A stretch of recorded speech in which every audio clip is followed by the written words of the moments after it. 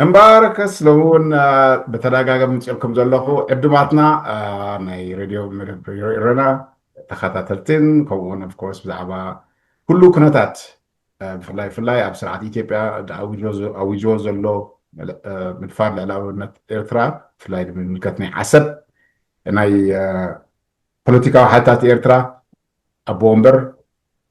برزجر تولدي كون ناي وصاي قد حلافي ዮሃንስ አስመላሽ መልእክትን ህዝቢ ኢትዮጵያ ንስርዓት ኢትዮጵያን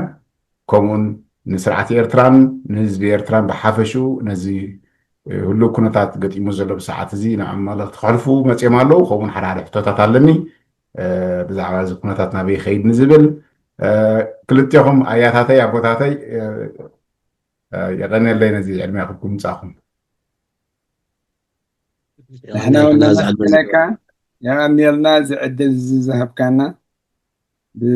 صبو مو كمزي قدم ابيله دحبركم سمعتي ريدي رنا بزبله صب مجمرا انكو ملقتنا نادبل صحف سلحابكمني نت ملقتن كنتو تحلفوا دس ندابلني كسمعكم ب ابومبر درس جرتولده تدرس جرتولده انا باخم يا باخم كجمر مو ما انت تصبو كردوتي حزبنا نتي ملختنا كننببو موني كابو دحراي حتتات تلدماني كقرب يخيل بوخ ساكنبل صبو اتيار السناي اواجنا انتاي زبل نهاجراو حدنتن مكلخال الاولونتن ببوليتيكا حيلتات ارترا زوز اواج يارستو مرحبا دي مقدم نحنا بوليتيكا حيلتات ارترا مسكاب نفسه كف زوبان حبرتسبن بوليتيكاو دحر بايتان زمصنا وشت هاجر زمصنا وشت هاجر يكون اب دياسبورا ننبر حزبي كلنا ام كلخال نصنت هاجرنان جزاءتا حدنتن لولاو مسلاتن بحاده دو إلنا ألنا إذا مجلس زي أهجراوي حجين مرقاسن حزبي إرترا ناينات سنتن حرنتن مسولو كون نمقبار زوسد زلو حقاوي مرقاسن تاريخاوي ناحد الناس أواعيتن مساء إيجا إرترا زوسنن كعب بهزبا تراي مخانو نمواجه قوسنا نفولي منقستي ودب ومراحين مكل خال تباهيلو زي كونس نبعلا هاجر إرترا مريتان بحران هزبان كمون هاجر نسان حران كوينا نايم منبار مسلا نمحلاوي أبزيتي كارتا لوناي إرترا دوباتا بخد استهانتسين زي دلونتنا دما بزم صعبنت بتات نراغز مولو لولاونتن غزاتا وحدنتن إرترا باهغراو حقن بدليت حزبن استراغز مخانو اوشت إرترا لولاونتنا زبك فتحن نصنتن حلافنتاو محدران زوحس ديمقراطياو لوط كمص نس ኢትዮጵያን ካልኦት ኩለን ሃገራት ዝግበር ዝምድናታት ኣብ ሕድ ምክብባርን ኣብ ውሽጣዊ ጉዳያት ተንጣልቃ ዘይምእታውን ኣብ ኣህጉራዊ ሕጊ ዝተመስረተ ሰናይ ጉርብትና ክኸውን መርገፂና መንግስቲ ኢትዮጵያ ኣብ ቀረባ እዋን ኣብ መሬት ኤርትራን ባሕራን نمورار نودب عسب كاب بحيلي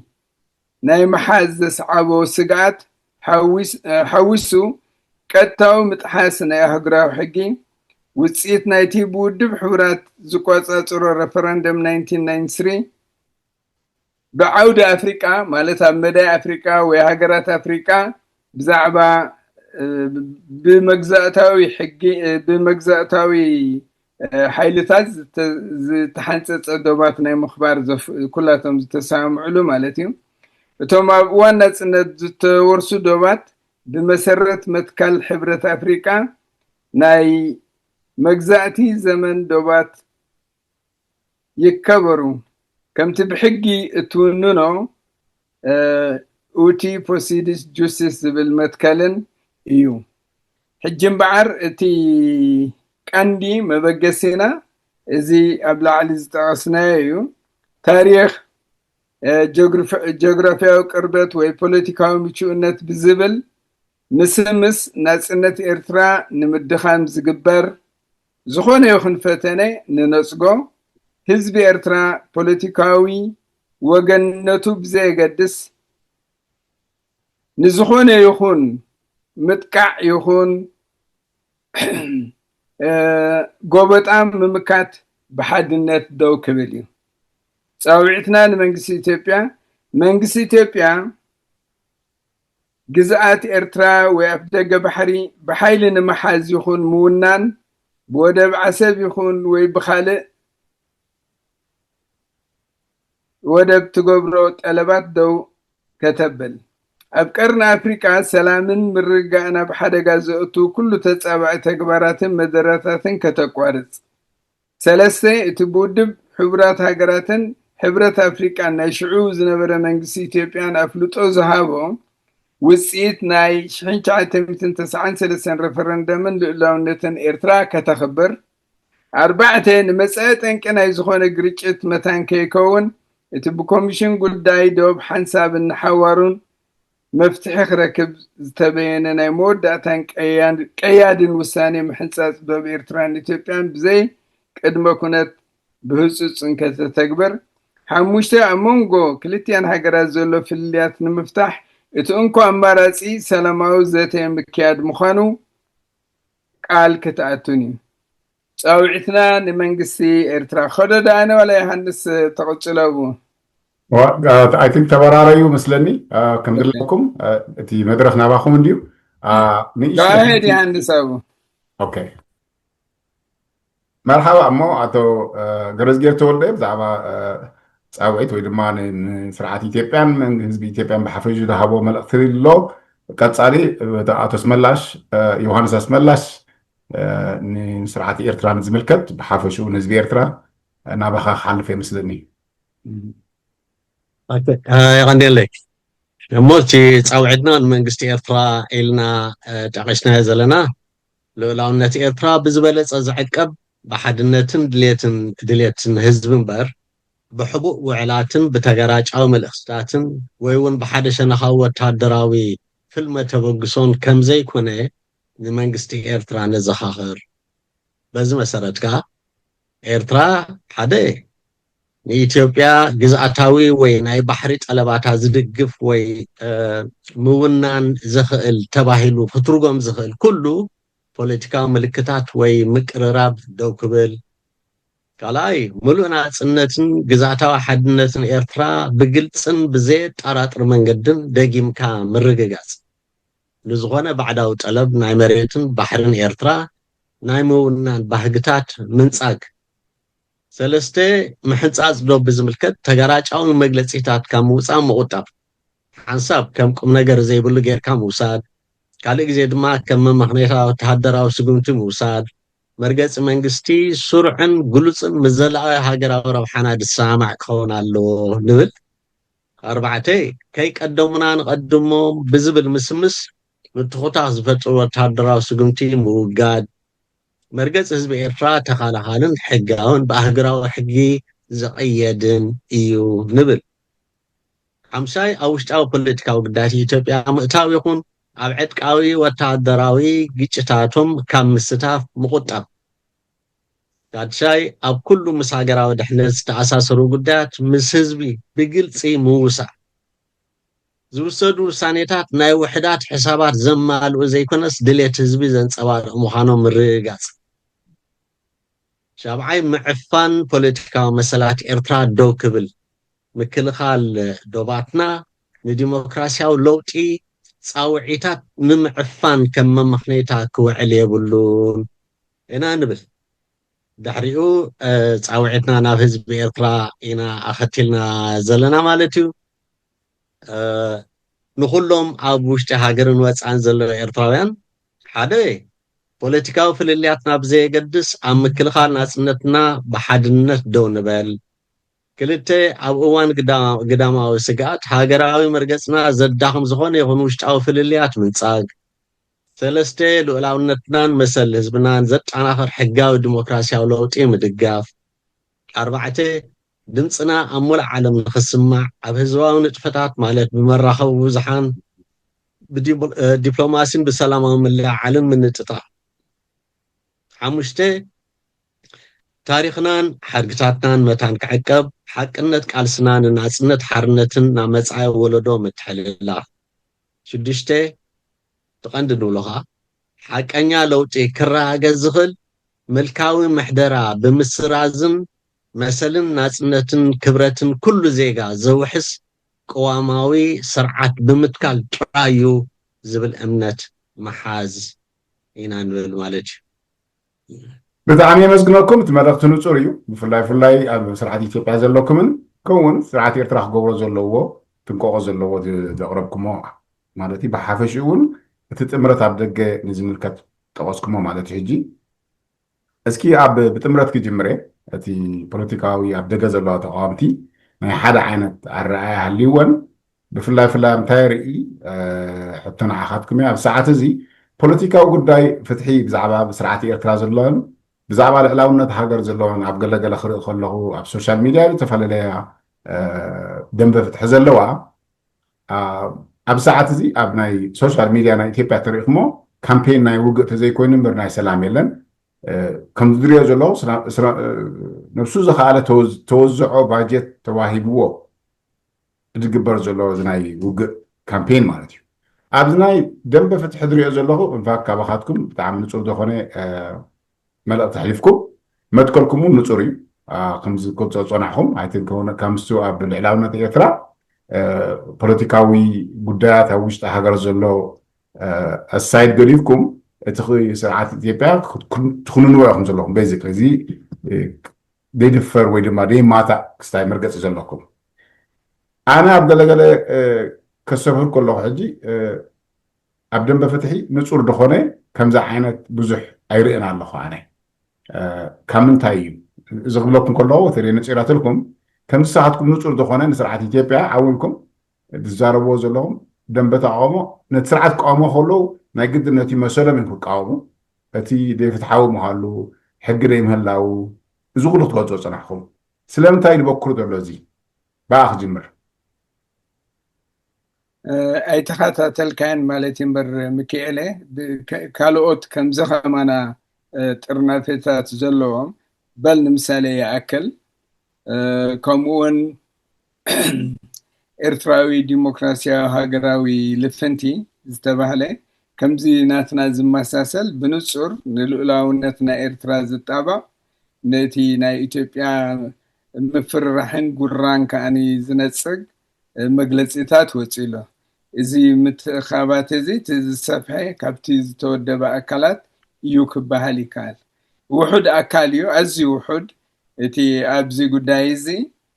ንጹር መርገፅ ዘይብሉ ወይ ድማኒ ነዚ ናይ ልኡላውነት ሕቶ ዕሽሽ ኢሉ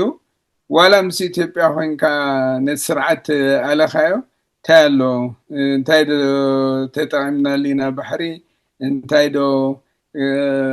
ተገልጊልናሉ ኢና ክሳብ ሕጂ ገለ ዝብል ውሑድ እዩ እቲ ዝበዝሐ ኣካል ግን ብእውጅ መልክዕ እውን ኢልዎ ክብል ደፈር ግን ዮሃንስ ከዓ ክምላእ ኣለ ይኽእል እዩ ኣማፃፃይ ከማ እንታይ ፅቡቅ ኣለዎ ኣነ ምስ ይኣክል እውን ገይረ እንዴ ንጹር ብዛዕባ ልዕላውነት ንጹርነት ኣለዎ ኣብዚ እዋን እዚ ሳውፅኦም ነይሮም መግለፂ ማለት መግለፂ ኣይኮነ ኣብዚ ፕሮግራም መፅኦም ነይረ ብዛዕባ ዝሓይት እዮም ነይረ ኣብዚ ዝድረአ ዘሎ ሕጂ እቲ ድርአ ብፍላይ ኢትዮጵያ ዘሎ ብርጌድና ሓመድ ኣሎ እሱ ከዓ ሓድሽ መንእሰይ ገላይ ፍትሒ ማለት እዩ እሱ እቲ ሓደ ክፋል ምስ ናይ ኣብ ናይ ምስራሕ ንጹር ዝኾነ ስጋብ ክንደይ እዩ እቲ ኩንነት ኣብ ዶር ኮይትካ ናይ ምቅላስ ብሓንሳብ ኮንካ ንዝብል መርገፅ ዝሓዙ ኣለዉ እዚ ንጹር እዩ እዚ ብሶሻል ሚድያ ዝረአ ዘሎ እዩ መዓልታዊ ዝወፁ ዘሎ እዩ ከም ሕቶ ክመፅእ ክእል እዩ ተወዲሞም መን መራሕኦም እንታይ ዕላምኦም ንዝብል ሕቶታት ክበዝሕ ክእል እዩ ንከምዚ ዓይነት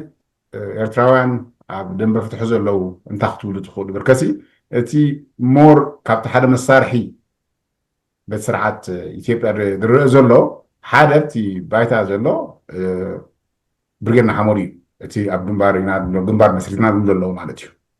ከም ገዲም ተጋዘልቲ ነዊሕ ኣብ ቃልሲ ፀናሕኩም ፍላቶ ገረዝጌር ተወልደ ካብቶም መስረት ሳውራ ነዚ መንእሰይ እንታይ ንበልኩሞ እዚ ጉዳይ እዚ ብኸመይ ክሪኦ ኣለዎ ኣብ ሰዓት እዚ ተኣፋፊ ስርዓት እዩ ኩነታት እዩ ዘሎ ብኸም እንታይ ትብልዎ ኣብዚ ንጹር ዝኾነ መልእኽቲ ኢና ነሕልፈሎም ንምንታይ እቲ ንጹር መልእኽቲ ዘድልዮ ናትና ኩነታትን ናይ ታንዛንያን ናይ ዩጋንዳን ናይ ቪየትናምን ናይ ካምቦድያን ሓደ ኣይኮነን ንምንታይ ታንዛንያን ዩጋንዳ ክትሕግዛን ከላ ወይ ቪየትናም ንካምቦድያ ክሕግዝዎም እንከለዉ ካብ ካምቦድያ ወይ ካብ ዩጋንዳ ዝጠልብዎ ወይ ዝደልይዎ መሬት ኣይነበሮምን ምስ ናይቲ ስርዓታት ግርጭታት ነይሩ ንዑ ኣሊኻ ነቲ ህዝቢ ከዓኒ ምርካብ ነይሩ ማለት እዩ ኣብዚ ናትና ክውንነት ከምኡ ኣይኮነን እቲ ኣብ ኢትዮጵያ ዘሎ መንግስቲ ንተጠቃምነት ዘይኮነሲ ንምውናን ዝሓለነን ዝኣወጀን ንሕና እንተ ዘይረጋገፅናዮ ደቅና ከረጋግፁ እዮም ዝብለና ዓይነት መንግስቲ እዩ ዘሎ ማለት እዩ ስለዚ ከምኡ እናበለካ እንከሎ ምስኡ ኮንካ ነዚ ስርዓት እዚ ስለተፃረርካዮ ንስርዓት ብኡ ተሓጊዝካ ከተውድቕ እሞ ዳሕራይ ንሱ ንስኻ ከም ድሌትካ ንሃገርካ ከተመሓድር ምሕሳብ ግርህና እዩ ኢና ንብል ማለት እዩ ለባም ስጉምቲ እውን ኣይኮነን ስለዚ ድማንያ ኣብ ከምዚ ዋላ ሓንቲ ህይወት እንተኾነት እውን ክትጠፍእ የብላ ናይ ኤርትራዊ ስለዚ እንተ ደኣ ናብ ከምኡ ገጾም ክኣትዉ ደልዮም ንብሎም ማለት እዩ ብንጹር እቲ ስርዓት ናይ ኢትዮጵያ ኣብ ኤርትራ ክወስዶ ኢሉ ወይ ክሕዞ ኢሉ ክውንኖ ኢሉ ዝደልዮ ዝኾነ ይኹን መሬት ከም ዘይብሉ ብውጅ ምስ ኣብ ዕፁብ ገዛ ዓለም ብትፈልጦ መግለፂታት ምስ ዘውፅእ ምናልባት ኣብ ትሕሱ ከምኡ ክውንነት ኣብ ንጹር ክስታይ ሰሚዕና ኣለና ኣብ ውሽጢ ጉዳያትና ኢድ ዘይምትእታው ስምማዕ ኣለና ነዚ ጉዳይ እዚ ንዝልግስና ዳሕራይ ንኩላትና ዝጠቅም ነገር ክንገብር ኢና እንተተባሂሉ ሓደ ንጹር ዝኾነ እዩ ግን ንኢሳያስ እናሓመናዮ ኣብዘይ ንጹር ስምምዓት ምስ ኣብይ ኣትዩ ንሃገርና ብሓደጋ ውዲቕዋ እናበልና እዚ ብርጌድ ንሓመዱ ከዓ ከምኡ ኣብ ዘይተነፀረን ህዝብና ዘይፈልጦን ስምምዓት ክኣቱ እንተኮይኑ ሓደ ዓይነት ጌጋ እዩ ዝገብር ዘሎ ንኢሳያስ ርጉእ መርገም ንዕኦም ከዓ ሓላል ዝኾነሉ ነገር የለን ኩሉ እቲ ብድብቕን ብሕቡእን ዝግበር ነገራት ክኹነን ዘለዎ እዩ ስለዚ እቶም ንኣሽቱ ኣሕዋትና ንሕና ንምዕዶም እንታይ እዩ እዚ ስርዓት እዚ ንዓኹም በጃ ኣሕሊፉ ንሃገርኩም እንድሕር ከብል ኮይኑ እንታይ ረባሕኩም ኤርትራ ኢሳያስ ወዲቑ ኤርትራ ከዓ ምስኡ እንድሕር ጠፍያ እዚ ኩሉ መስዋዕቲ ዝኸፈልናሉ እዚ ኩሉ ንብረትና ዓንዩ ዓድታትና ነዲዱ ህዝብና ን30 ዓመት ተቃሊሱ ዝረጋገፆ ናፅነት እንድሕር ከም ብሓድሽ ክጠፍእ ኮይኑ ኣይከሰብና ናይ ረባሕናን ስለዚ ድማ ናብ ከምኡ ገፁ ዘእቱ ነገር የብልና ንብል በዚ ጋጣሚ እዚ ወላ ነቲ መንግስቲ ናይ ኢትዮጵያ እውን ከነሕልፈሉ እንደሊ መልእኽቲ እንታይ እዩ ከምዚ ዓይነት ጉራ ከምዚ ዓይነት መፍረራ ንጥቕሚት ስርዓት እዩ ንምንታይ ስርዓት ከምዚ ዓይነት ጉራታት እናመፅኦን ከሎ ካብ ጎረቤት ንዕኡ ንምእላይ ኢልካ ክሕሰብ ኣይከኣልን እዩ እቲ ንዕኡ ናይ ምእላይ ነገር ይፅናሓልና ሕጂ ናይ ደገ ሓደጋ ኣለና እዩ ዝበሃል ስለዚ ካብ ንዕኡ ብከምኡ መንገዲ ዘገልግልዎ ንሳቶም ኣብ ትሕቲ ኣህጉራዊ ሕጊ ብኣህጉራዊ መንገዲ ክጥቀሙ ድልዋት ምዃኖም እንተዝእውጁ ንሕና ከም ህዝቢ ድማ ናትና ዘቤታዊ ጉዳያት ናይ ቀዋማዊ ምሕደራ ድዩ ናይ ስርዓት ኣሊኻ ዲሞክራሲያዊ ዝኾነ ግዛኣት ሕጊ ምንጋስ ኣብ ሃገርና ምትተሓሓዝናዮ ማለት እዩ ስለዚ በዚ ጋጣሚ እዚ ንባሕሪ ኢሎምሲ ዘዋግእን ዘምውትን የብሎምን እንተ ደኣኒ ዕድላት ሂቦሞ ነዚ ህዝቢ እዚ ባዕሉ እቲ ህዝቢ ነቲ ስርዓት ከኣሊ እዩ ኣልዩ ድማኒ እቲ ፀጋታት ናይ ባሕሪ ኤርትራ ይኹን ኢትዮጵያ ከም ግቡእ ክትጥቀመሉ ብትኽእል መንገዲ ኣብ ግብሪ ክውዕል ይኽእል እዩ ዝብል ዕግበት እዩ ዘለና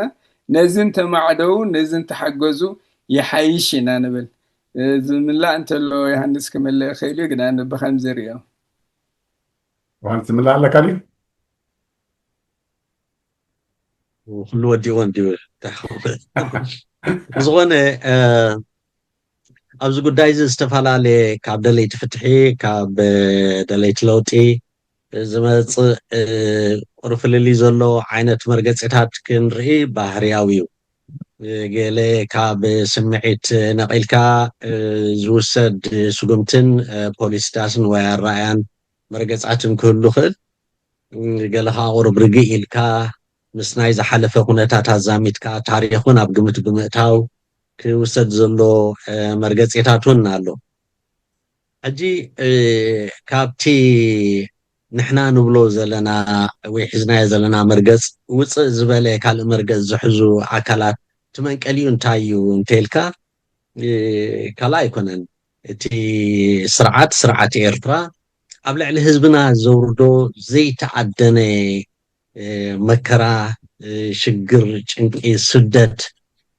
ኣብ ውሽጢ እናወፃ ከይተረፈ ብዝተፈላለየ ማሕበራቱ ኣብ ልዕሊ ናይ ዲያስፖራ ህዝብና ዘውርዶ ዘሎ በደል እውን ቀሊል ኣይኮነን ካብዚ ንህለን ልዕሊ 30 ዓመታት ኮይኑ ዘሎ ዝተፈላለየ ወፅዓ ውሽጥና ኣብ ግዳምን ዘውርዶ ዘሎ ስርዓት ብኡ ተማሪርካ ዝኾነ ሕልፍ ዝበለ መርገፅ እንተወሰድካ እውን መንቀሊኡ ፍሉጥ እዩ ግን ከዓ ዋላ ከምኡ ዝኣመሰለ ምረት ኣብ ልዕሊና ኣብ ልዕሊ ህዝብና ይውረድ እምበር ግን ከዓ እቲ መስከላዊ ኣረኣያና ጎሲናያ ክነሓልፍ ዝግባእ ኣይኮነን ብሓይሊ ኣብ ልዕሊ ልኡልናውነትና ዝህድድ ዘበለ ብምሉኡ ክንቃወሞ ክነፅጎ እዩ ዝግባአና ብሓድነት ደው ኢልና ከኣንፃሩ ክንቃለስ እዩ ዝግባአና እንተዘይኮይኑ ሕማቅ ፕሬሲደንስ ሕማቅ ኣርኣያ እዩ ዝኾና ብዞባና ሓይሊ ዝተሰምዖ ዘበለ ንይኽእሎ ብሓይሊ ክዕምፅፀ ንዝብሎ ጎረቤት ኣካል ክዕምፅፅ እንተደኣ ኮይኑ ኣብ ኢትዮጵያ ንኤርትራ ጥራሕ ደው ዝብል ኣይኮነን ካልኦት ኣብ ካልእ እዋን ሓይሊ ብዝተሰምዖም ንካልእ ክሕምቆም ክእል እየ ንዝበለ ጎረቤቶም እውን ተመሳሳሊ ብተመሳሳሊ መንገዲ ከመይ ደኣ ኢትዮጵያ እናበለ እውን ካልእ እዚ ዞባና ኣብ ሕምርግርግ ከእትዎ ዝኽእል ኩነታት ኢና ንፈጥር ንሕና ግን ከምቲ ሓዊ ገረዝጌር ክብሎ ፀንሐ ባሕሪ ናይ ዝወነንካ ኣይኮነን ኢትዮጵያ ገና ንኤርትራ ጎቢጣ እናሃለወት ከላ ከም ድላያ ትጥቀመሉ ነይራ እቲ ባሕሪ ካብ ኣብቲ እዋን እቲ ዝኣተዋ ትራክተራት ኣብቲ እዋን እቲ ዝኣተዋ ታንክታት ይበዝሓ ንህዝቦም ዘወዳእን ንህዝብና ዘወዳእን ታንክታት እየን ኣብቲ ሰላማዊ እዋን ዝነበረሉ ኣብ ናይ ኢህደግ እዋን እንተሪኢኻ ባሕሪ ኣብ ዘይወነንሉ እዋን ኢትዮጵያ ክሳዕ ክንደይናይ ካብዚ ሕጂ ዘላቶ ፀቢቓ ዝሓሸት ካብቲ ቅድሚኡ ዝነበረ ናይ ሃይለ ስላሴን ናይ ደርግን ኩነታቱን ፀቢቓ ዝሓሸት ከም ዝነበረት ብዓይንና ዝረኣናዮ ኩነታት እዩ እዚ ባሕሪ እዚ ንሕና ከም ኤርትራውያን ኢትዮጵያ ኣሕዋትና እንተተጠቐምሉ እዩ ንሕና እውን ንረብሕ ዝብል መርገፂ ዘለና እዚ እናኾነ ከሎ ግድን ዘይወነናዮ ዝብል እንተደኣ ኮይኑ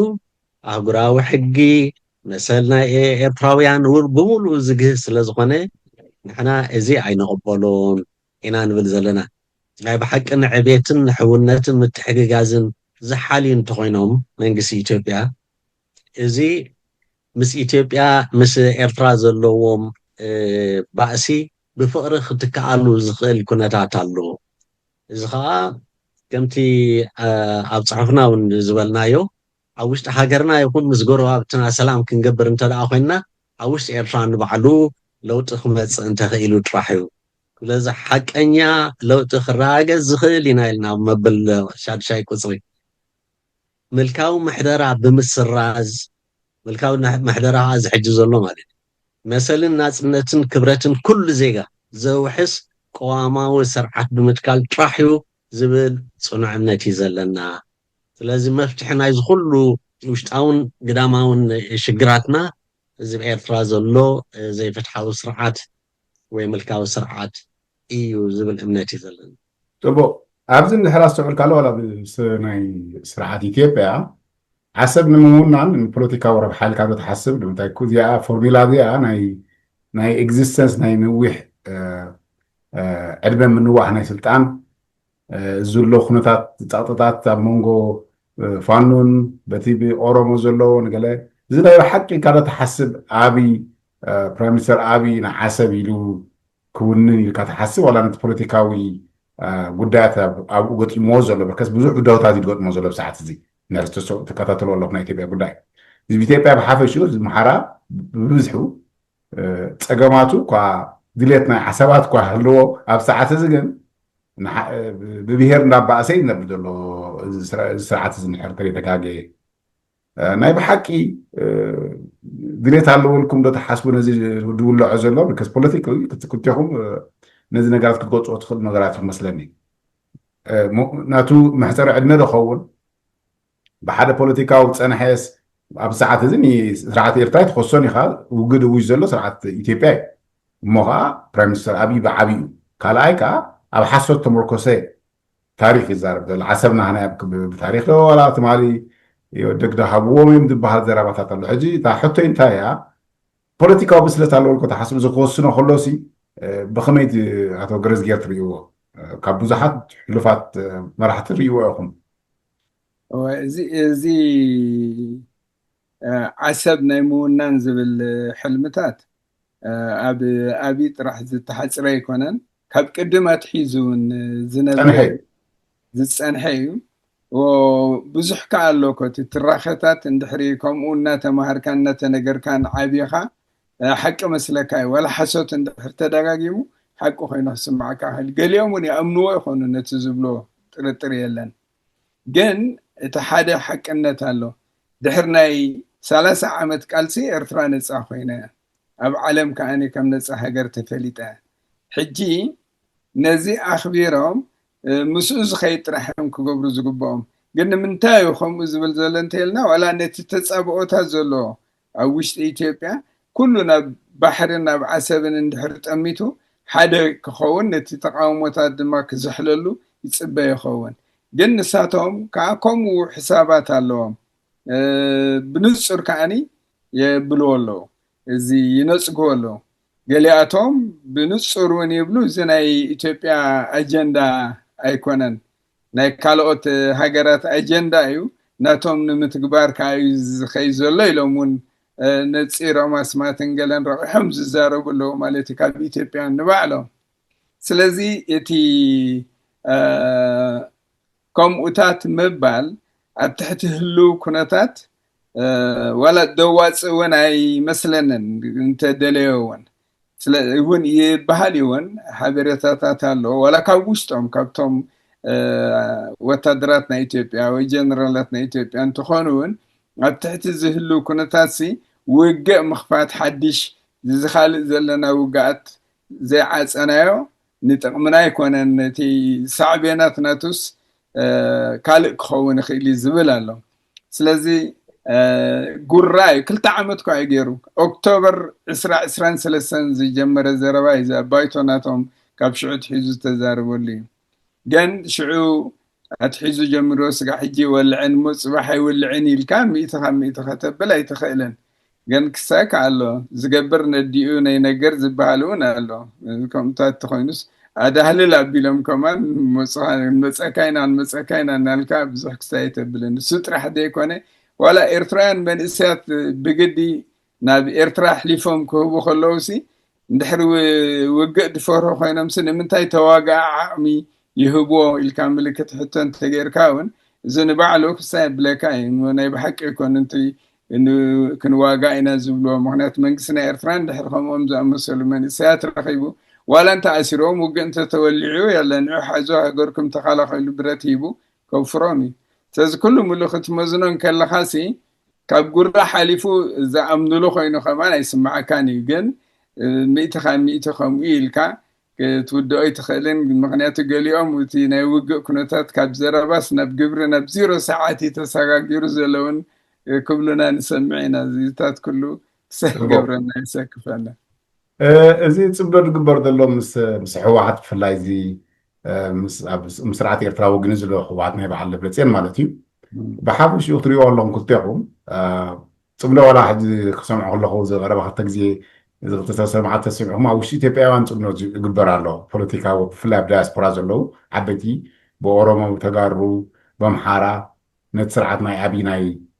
مقلايز بين مالتي ولات بايتاون عب مريت ونتريق مو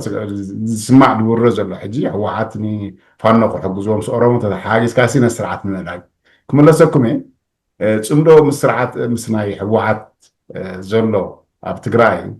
بخمي تري وسعتكم أب ساعات بخمي مخسب على لو انتهى خسارات هاتو نبي بتأمت لكم تحاسبوا يا هندس عدلك وقاعد يا هندس كلاتنا نملسنا نخلنا جن أخوة كان كافل ما أنت قرب أبزي نوحنا يقالسي عدمنا بزح صمدوتات ندينا رينا ولا صمدو زبل سما أي وهابو استفعلالي صمدوتاتنا ندرس عنينا طبعا عبيت تروح ندحري ذكيرك حجس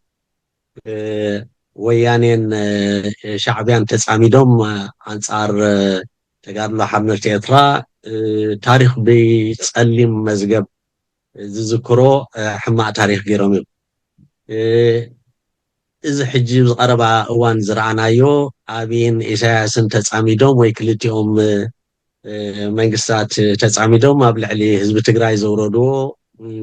إذا زي بحال عبسارينا زون تاريخ إذا العالم بحماء ذكروا كناداتي إذا حجي زقبر زلو تصمدون تايو تعلموا ويتزقدس انت دعا باتي بعيننا اندريو زلنا اول نابتي دوب زلو ناي كلتيو حزبي اتران حزبي تግራይን اب حماق كنتات صنيحو حجي افويلو انا حد كراخب كتحغاغز اب حزنون اب حغوسون ككافل بزخل منقدي انت خوينوتي علامو كلاتنا دغفتينا ويتصنحي حماق ناي حزن عمتات بخمس زعمسله كدبس كله ناي كلاتنا ربحايو عبتي زحلفه ناي دم فساس وان زتحوسه اكل انتلي بتعمي وحديو طوي حنقول زلو كوين يسمعني ስለዚህ ሽዑውን ትኺናት ንኹንን ነርናይና ሕጁን ሓጎስን ደስታን ተመጸ ዕርቅን ተመጸ ደገፍቲና ማለት እዩ ግን ከዓ እውጅ አክንዲ በዞም መዋዕዋዕቲ ካድራ ጥራሕ ዝግበር እንተ ደኣ ልባዊ ኮይኑ እንተ ደኣ መትከላዊ ኮይኑ بدرجة نايكلتيو منجستات منجستي إرفان كبابيو منجستنا تግራይን بأواج كيل زلو إيو لحارتي سب أوانتو فليتو يدقفو علوتو فليتو خا ندعرمو يخيد مالتي لذي سئل كبهبو تركبو ني مقابريا نايتوم ناي وحدات روحتات كوعل بزخ المنقدن حرتقاني يقن وعلى حديرون أبقيناتن كأتونا كالي حماعن كأتونا سلزغني يزيد انك قبروا اللي زلوي انت تي حزبين ان حدو كتحقاقز هم تقبلوت انا حكو اب حزنون اب حقوسون بحادخ وعل كراخب كتحقاقز جن ناي كلاتنا دليتو إذا تغزب بالكايو عب دياسبورا زلو استفال عليو المحجي بحدو كوفيلوم كزاتيو إلكاسي زي حسب زنبري كوناتات لومي بزاقر من قدي رئيتاتهم عواهيدوم فللياتهم عوانزيفوم أنصارتيناي حبار ዝደቕሶም ዘሎ ወይ ከዓ ኣብ ሃገሮም ብሰላም ፖለቲካዊ ራዕዮም ንኸይካየዱ ዝኽልክሎም ዘሎ ኣካል ናይ ሓባር መግለፂታት ምግባሮም ብሓባር ክሰርሑ ምውሳኖም እዚ ዓብዪ ነገር እዩ እኳ ደኣስ بخندتي كيدوم مزلو رحكت نحنا بدن بتعاملنا إيرترا بخندق درجة خنكيد وكذا أسكاون اللي على خنكيد يزقبعنا كم عدمنا كم تموكرونا قال ستاتنا توقع نحنا هنا رعايا خنكون زقبعنا نيرز وريتو يزلن قلك وكلاي كاب أحواتك نوسات أحواتك ولا نوس تموكرو خبز اللهم وانتمرت تقسم سلتخل احنا از خملت أنا يبلون زبل ريتو يزلني زي تسعنو فتيرو أوشتي إثيوبيا سلاماون ديمقراسياون ناين كان هابان لزب كايدمو تهاجر كابز أشاتو زلا ناي كوينات عودي وسيا أوشتا يكون مسجورا بتا سلام جيرات خدل لقناتات كتفتر ناي زل عالم نخدم الأدليتنا ግን ብፖለቲካዊ ዓኒ ክትሪኦ ከለኹም ካብ ክልቲኦም ሓደ ክምለስ ክኽእል እዩ ርዳእኒ እዩ ስርዓት ኤርትራ ነዊሕ እዋን ፀንሐ ኦፍኮርስ ንፁር እዩ ተቃወመኹም እዚ እሳይል ገዲፍና እዚ ስጋት ዘለዎ ስርዓት ኣብይ ናይ ምውናን ንባሕሪ ሓደ ለካብ ዓብይ እዩ ኣብቲ ዞባ ጎብለልነት ናይ ምርኣይ ወይ ድማ ዕድመን ምንዋሕ በቲ ንትግራይ ንክልቲኦም ከፍ ኢልካ ናይ ኮንትሮል ናይ ምግባር ዘለዎ ዓቕምታት ብዙሕ እዩ ድሮ ከም ድረኣኹሞ በዓል ፃድቃን ስምረት ዝበሃል ፓርቲ ተቢሉ ምስ በዓል ጌታቸው ዘለዎ በዚ ኸ ናይ በዓል ደብረፅዮን ሰሪዞኩም እዩ ዝብል ዓውል ተዛረቦ ኣሎ እዚ ኣነ በቲ ናቶም ስታንድ ወይ ድማ በቲ ናቶም ኣረኣያ ኣብ ብዛዕባ ስርዓት ኤርትራ ከይኮነ ዋላ ሕወሓት ከይኮነ ስግኣት ኣብ ትግራይን ኣብ ኤርትራን ቅድሚ ሕጂ ከምዛ ዝበልኩማ ምስ ኤርትራ ኮይኑ ንሕወሓት ኣዳኺምዎ مش بيعجي تا جيم تا بوليتيكا جيم تتكمل صنيحه خا هو حتى تقولون يا رمسو حدا كتناي ولن مسلني صحتكم تقرمون تخريهم نيتان خور نو كوشن اوف ات اب ساعات زين تግራይ مسو خونهم ليكونوا نصور اليموت بغلط تخفيلهم አለው زحيل حيل مس اي ثينك تري تጋጌ مس ናይ ደብረጽዮን ወይ ድማ ናይ ሕወሓት ዘሎ እዩ ዘሎ ሕጂ ንርባሕ ፖለቲካዊ ረብሓት ጥራሕ ኣይኮነ ዋላ ላውነት ንኤርትራ ኣብ ሰዓት እዚ ናይ ክልቲኦም ፅምዶ ብፖለቲካዊ ዓይነት ተሪኢኹሞ ናብ ክልቲኦም ክኸይድ ኣይክእልዩ ንምንታይ ናብ ትግራይ እንድሕር ከይዱ ሰዓት ኤርትራ እውን ናይ ግድነት እቲ ፅምዶ ብተፈላለያት ኣክተራት ዝረብህሉ ብዕላዊ ክዝረብ ክኸይክእል ትግራይ ወይ ሕወሓት ኣብ ትሕቲ ኢትዮጵያ ርክብ ክገብር ኣይትንክ ደብረጽዮን ዓዊሉ ክዛረብ ከም ዘንገብሪና ብፖለቲክሊ ብጣዕሚ ክትኽፋሉ ትኽእል እያ ዝብል ርኢቶ ዘለኒ ግን እታ ሕቶይ ስግኣት ናይ ምውራር ዓብይ ኣብ መንጎ ክልቲኦም ዘሎ ኣይቅነስን ኢልኩም ተሓስቡ ክልቲኦም ናይ ባሕሪ ናይ ምስራሕ ሕጂ only talking about politically መክሰብ ነቲ ውግእ ኣቮይድ ናይ ምግባር هو ሓደ ካብቲ ምኽንያታት ونسوك خون يتي اي جمرين يو اي واقعني زبلو حدث يو كالتي عنتو يتوسط زنبر كان يفانو نقرات هالو مالتيم اتي صمدوتات حنقو فايل كازي تقبلو اللو مخنياتون ابتحتخوم او كنتاتي في السمس لزلي مخنياتو اتي منقسنا ايتوبيان دحري نزي صمدوزي كما منقو خلتا قرابتي احزاب زقبر نايسناي ناي حبار طغمن معبلنان غيرو زيري او خينو انصارو وديتي الا مالكم اللي تمال معلتكم اوجه مثلا نبزنا يسمعكم جن كم هم زبله يسمعوا ارترا هو حت مس ارترا خينهم وارترا مس وحد كينا كتورنا دي توقعنات تدالو لازم بالكستات الله جزء خمزتا ز امثله ملختات زمس كابزن ودزني مالتي ስለዚህ እዚ ጉዳያት እዚ ክትሪኦን ከለኻ ንሳቶም ምስኦም ከም ሰልፊ ኣብ ውዕል ኣትዮ ከብቃዕ ፕሪቶርያ ነቲ ሰልፊ ግን ሰሪዝዎ እቲ መንግስቲ ናይ ኢትዮጵያ ኣይፈልጠካን እየ ከም ሰልፊ ስለዚ ሕጂ ኣብ ይፈልጠካን ኣብ ትሕቲ ዝበሃለሉ ዘሎ እዋን ናይ ፕሪቶርያ ውዕል ፈሪሲ እንተተባህለ ዘገርም ኣይኮነን ከምኡ ኢሉ ነይሩ ብዛዕባ ግዜ እውን دكتور دبرጽዮን ባዕሉ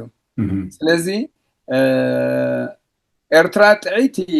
መንግስትን ተትኸውን ወይ ጥዒቲ ጎረቤት ተትኸውን ነዚ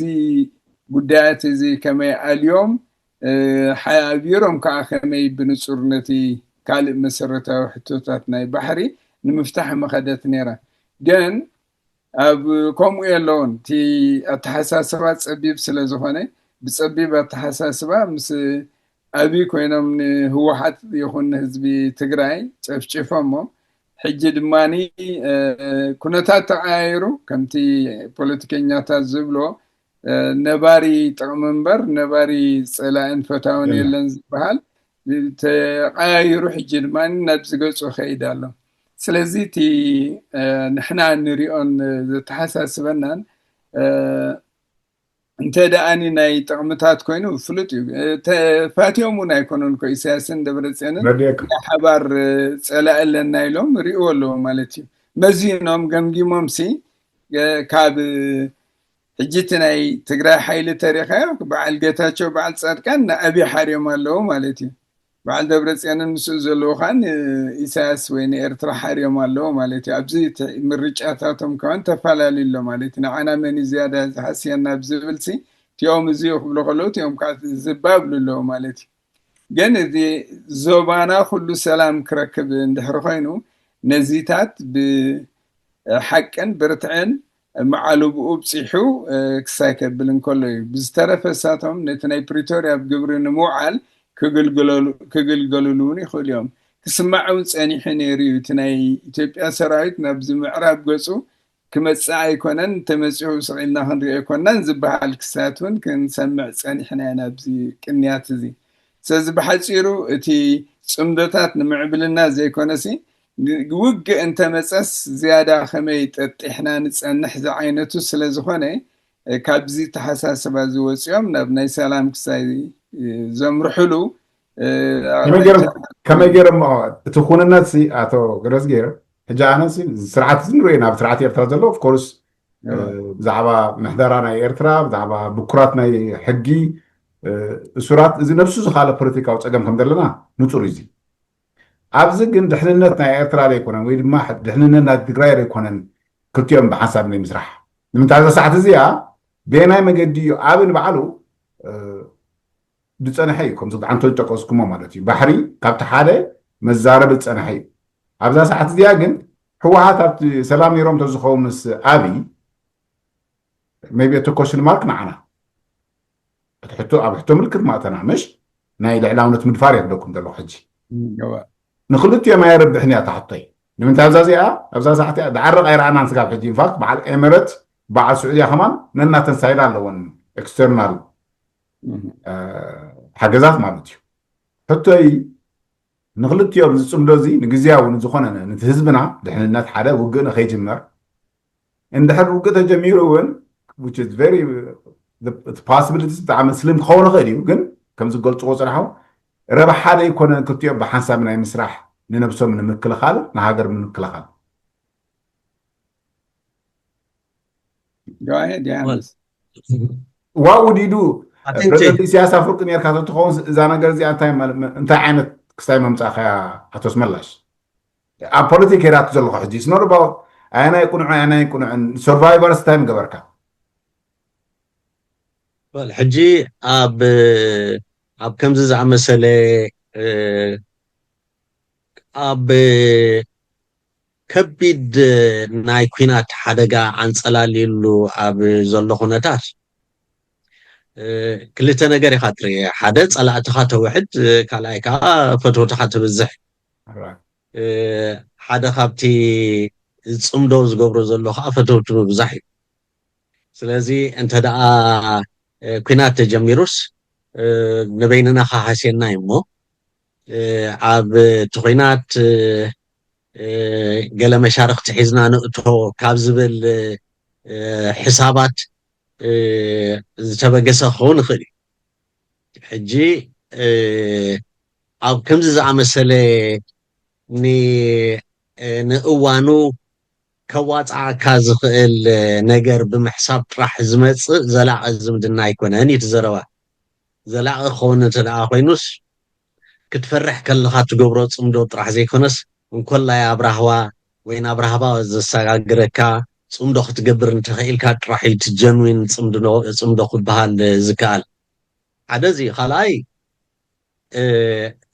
ትግራይ ወይ መንግስቲ ትግራይ ንበሎ መንግስቲ ትግራይ ተተባላይ ሓይሽቲ ሓደ ክፋል ነቲ ጽምዶ ዝድግፍቲ ዘሎ ማለት እዩ ክልላዊ መንግስቲ ኣብዛ መድረኽ እዚኣ ኣገዳሲ ሚዛን ናይቲ ኣንጸላሊና ዘሎ ኩናት እንተስ ንምብርዓኑ እቲ ኩናት እንተስ ንቅድሚት ክኸይዳ ምግባሩ ዓብ ተራ ኣለዎ ዝብል እምነት እዩ ዘለኒ ምስ ኤርትራ እንተደኣ ወገንነቱ ኣጸቢቑ ንጹር ኮይኑን ኩናት እንተደኣ ተጀሚሩ ከዓ ምስ ኤርትራ ዝውግን እንተደኣ ኢሎም ብኡ ደረጃ እቲ መንግስቲ ኢትዮጵያ 200 ክሓስብ ክኽእሎ እዩ በይኑ ኤርትራ ጥራሕ እንተደኣ ኮይኑ ክህልዎ ዝኽእል ሚዛንን ትግራይ ተሓዊስዎ ክህልዎ ዝኽእል ሚዛንን ነንበይኑ ስለ ዝኾነ ማለት እዩ ስለዚ ሓደ ካብቲ ሕሳባት እዚ ዋላ ትግራይ እውን እንተኾነ ምስ መንግስቲ ኤርትራ ክሰማማዕ ከለኹ ዓብዪ ኣብ ልዕሊ ትግራይ ክወስዶ ዝኽእል ኩናት ሓደ ሸነኽ እዩ ካልእ ሚዛን እዩ ወይ በይኖም ክኾኑ ከለዉ ከዓ ካልእ ሚዛን እዩ ስለዚ ክልቴና እንተሓበርና ጥራሕ እዩ ሓደ እቲ ኩናት ኣንጸላልዩ ዘሎ ኩናት ክብርዕን ዝኽእል ካልኣይ እንተመፂኡ ከዓ ብዓወትና ክጠናቐቕ ዝኽእል ወይ እውን ብውሕድ ክሳራ ክዛዘም ዝኽእል ካብ ዝብል ቀመር ዝተኸደ ኮይኑ ስማዓኒ ማለት እዩ ስለዚ ኣብ ከምኡ ዝኣመሰለ ኩነታት መንግስቲ ኤርትራ ኾንካ ዋላ መንግስቲ ኢትዮጵያ ኾንካ ትገብሮ ጥራሕ ዘይኮነስ ዝኾነ መንግስቲ ፈተውቱ እናብዝሐ ጸላእቱ እናውሓደ ዝኸደሉ ኩነታት እዩ ዝመጽእ ኣብ ጽንኩር ኩነታት ስኢልካ ብዓይኒ ብለይ ስንብለይ ተኣትዎ ነገር ክኸውን ስለ ዘይክእል እዚ መሰረት ዝገበረ ሕሳባት ዘዋደዶ ወይ ዘንቀሎ ነገር ክኸውን ይኽእል እቲ ናይ ክልቲኦም ዝምድና ኣባ ኣቶ ገረዝጌር ኣላትና ሕቶ ብዛዕባ ጽምዶ ንሰርቫይቫል ወይ ድማ ንጽናሕ ኤግዚስተንስ ማለት እዩ ገልጻ ጸኒሑ ኣቶ ስመላሽ ናይ ነዊሕ ድሕሪ ኪኖት ጽምዶ ገልጽዋ ጸኒሑ ጽቡቕ ክስታይ እያ ትግራይን ኤርትራን ብሓንሳብ ኮይነን ብቁጠባዊ ተፈላለየ ተራኸበና ምስ ትግራይ ብዶብ ኣራኸበካ ቁጠባዊ ብዙሕ ዋላ ብዙሕ ዝምድና ኣለካ ምስ ትግራይ ካብ ኪኖ ከይድካ ካብ ትግራይ ማለት እዩ ተስፋ ኣለዎ ንኩም ተሓስቡ ንመጻኢ ኪንኡ ኸይዱ ዝኽልቲኡ ህዝቢ ፍላይ ኣብ ሓደ ግዜ ዝውረየ ትግራይ ሃገር ንክትኮነሉ መገድታት ፅዕሩ ብዙሓት ኣለዉ ምስ ኤርትራ ሓንሳብ ኮይኖም ክሰርሑ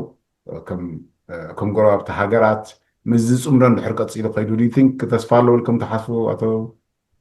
ገረዝጌር እዚታት ተስፋታት እዩ ከዓ ንህዝቢ ከዓ ዩናይትድ ክገብሮ ዝኽእል መስለን ትውግእ ጥራሕ ኣይኮነን እዚ እሞኒ ጥራሕ ናይ የስምሮ ደይኮነሲ ፋሕ እውን የብሎ እዩ ኩሉ ይኮነን ብከምዚ ትሪኦ ዘለካ ዝሪኦ እቲ ፅቡቅ ግን እንታይ እዩ ናይ ሃገራት ኣከባቡና ብከምዚ ድልየታትን ሕልምታትን ዝፍፀም ኣይኮነን ከምቲ ብቲ ኣዋጅና እውን ጠቂስናዮ ዘለና ሃገራት ኣፍሪቃ ብሙላእተን እቲ ኣብ ዶባት ናይ መግዛእቲ ዝተሓንፀፀ ክኸብር ኣለዎ ዝብል ተሰማምዓሉ እሱ ስለ ዝኾነ ነትልካ ሶማሊላንድ ነፃ ኢላ ካብ ሶማልያ ኣካላት ዝኾነ ተፈልያ ልዕሊ 20 ዓመት ኮይኑ ኣሎ ግን ወላ ሓንቲ ሃገር ዝፈለጠትላ የለን እንታይ እውን ወላ ከምኡ ክገብሩ እንተፈቲኖም ከምኡ ዕጫ እዩ ዘጓንፎም ዝብል ክሳይ ዘለኒ ድሓር እዚ ከምዚ ዝኣመሰለ ተሓሳስባታት እንድሕር ሪኢኻዮ ኣብቲ ኤርትራዊ ሕብረተሰብ እቲ ከም ክልተ ተመሳሳሊ ባህልን ዝምድናን ዘለካ ብሓደ ክትነብርን ክትረዳዳእን ሓደ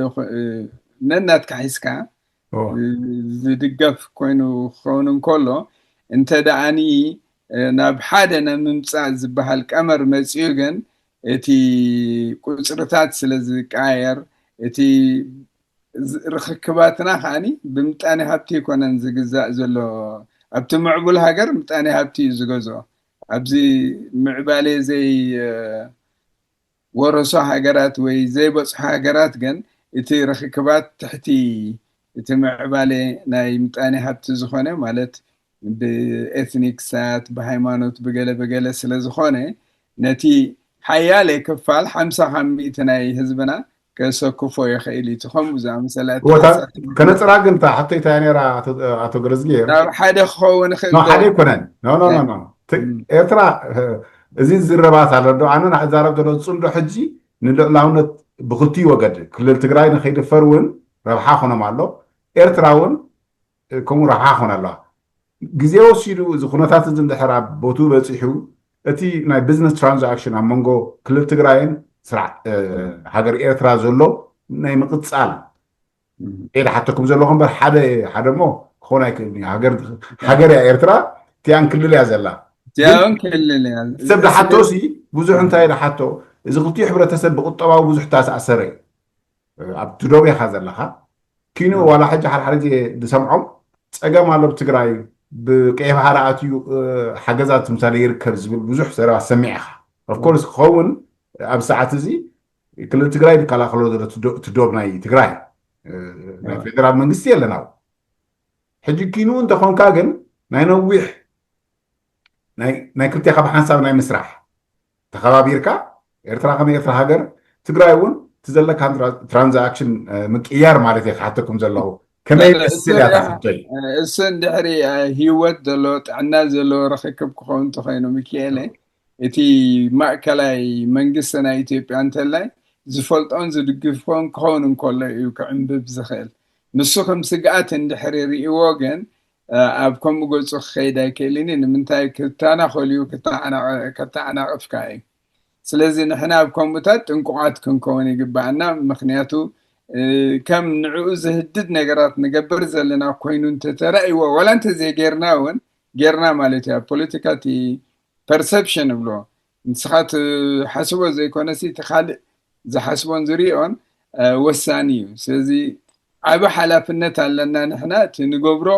ነቲ ካልእ ኣካል ናይ ኢትዮጵያ ስግኣት ኮይኑ ከይረኣዮ ስጋዕ ከምኡ كم زي الرأيو كان جبر بقى ناس هنا نقدر تجبرنا تسأجمي يقولون عند حرسو زي الرجاجي سناجن شجرات كم سألنا مخاناي ترى مرحبا أنا مودا تحت اللاتني تبدو أب دب فتح زلهم مع عسك جمر أنا بركز من الرأي لو كالوت ناي تبقى داسبرا زلو زيجاتات جميرن هاتو كنا حارة عينت علامة هاليكم نتوقن كوت حطوا زلهم فتحها بإرترا أنتو يبرا توسم الله استقي سواني ري جالس نحتاب دنب فتحي بزح سقمتي كلن أتي خاب تحرق يونايتد تكون كأخا نحد علامة حدنا تهلي كادر حاها تبمعتقل ولا سبك فلوك قبرك كتلا كان عقوينو سو تا حتى انت مع عاسيات أمدوناي دنب فتحي من زبريها يا جميرا لا رتسلا لا كتراجعت كان سرحلا لنا كتعوت كأجني هنس كل فيه مثل أنت دالي لقاهد هنس كتسلا وال تساميدنا أنا مسينا كذا لنا هو اللي دلنا رنا الساسو اللي بحورات بزحات النيم زلوا زي حجتي تجمعون هلا بحدشنا ولا تن عبي ولا صمدوتات ندحري ريخس زي زلنا بوليتيكا وحيلتات عادي خليته طرح يكونن كون العلي ودبات زلنا زي إرتراوي لفنتين ديمقراسياوي لوطي بحصير عيل زبهالون بتعمل بزحتنا يسبيك محاورات زحاوفه زحد ليت لوطي زلو صلالي كون على قصري ناي ودبات زحزخا بايتو إرتراوي بايتو إرتراو ديمقراسياوي بايتو ناغراو لطي ديمقراسياوي لوطي زبلكا خالق صلالالو